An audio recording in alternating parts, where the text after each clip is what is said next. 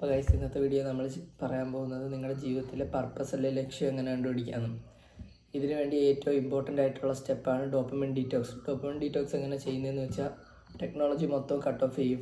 മൊത്തം ഒരു non technology, anti technology life അങ്ങനെയൊക്കെ പറയുന്ന രീതിയിൽ ടെക്നോളജി ഒന്നും ഇല്ലാതെ ജീവിക്കണം.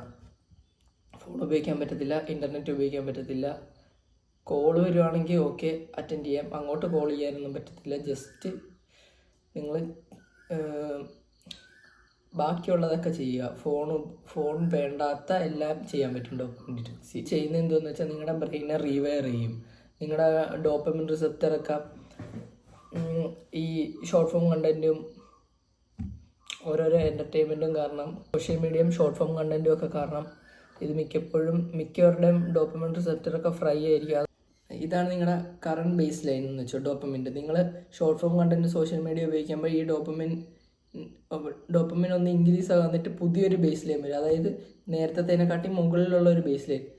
ഈ ഒരു പുതിയ ബേസ് ലൈൻ കാരണം നിങ്ങൾക്ക് സോഷ്യൽ മീഡിയ ഉപയോഗിക്കുന്നതിന് മുമ്പ് ഇവിടെ കിട്ടുന്ന ഹാപ്പിനെസ്സും സാറ്റിസ്ഫാക്ഷനും ഇനി ഇത്രയും ഡോപ്പമിൻ കിട്ടിയാലേ കിട്ടത്തുള്ളൂ. അപ്പം നിങ്ങളുടെ ഡോപ്പമിൻ ഇങ്ങനെ ഫ്രൈ ആയിക്കൊണ്ടിരിക്കാതെ, സോ നിങ്ങൾക്ക് ചെറിയ ചെറിയ കാര്യങ്ങളിലൊന്നും വലിയ ഹാപ്പിനെസ് കിട്ടാതാകും. പിന്നെ നിങ്ങൾ കൂടുതൽ ഡോപ്പമിൻ കിട്ടുന്ന സംഭവം സെർച്ച് ചെയ്യാൻ തുടങ്ങും. അത് നിങ്ങളൊരു ഡോപ്പമിൻ ലൂപ്പിലോട്ട് പോകും.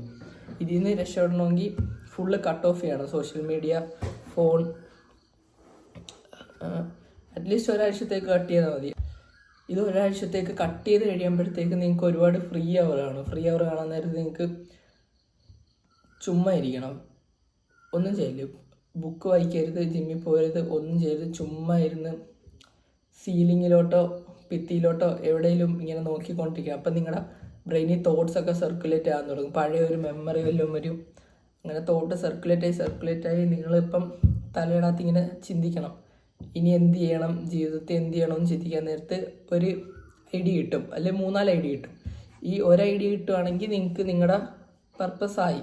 അപ്പം നിങ്ങളത് ചിന്തിക്കാൻ നേരത്ത് അതിൻ്റെ ഗുണങ്ങളും ദോഷങ്ങളും നോക്കും. ഫസ്റ്റ് ഗുണങ്ങളെല്ലാത്തിൻ്റെ ഏകദേശം സെയിമാണ്.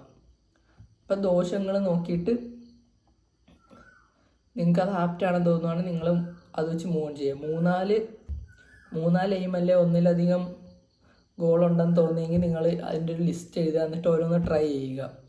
ഇപ്പം നിങ്ങൾക്ക് ഒരു ജിം ട്രെയിനർ ആകണമെങ്കിൽ നിങ്ങൾ ഒരു ദിവസത്തേക്ക് ജിം ട്രെയിനർ ജീവിക്കുന്ന പോലെ ഒന്ന് ജീവിച്ച് നോക്ക്. നിങ്ങൾക്ക് എന്നിട്ട് അതുപോലെ ജീവിക്കണമെന്ന് അതിൽ നിന്ന് ആ ഒരു എക്സ്പീരിയൻസിൽ നിന്ന് നിങ്ങൾക്ക് മനസ്സിലാവും.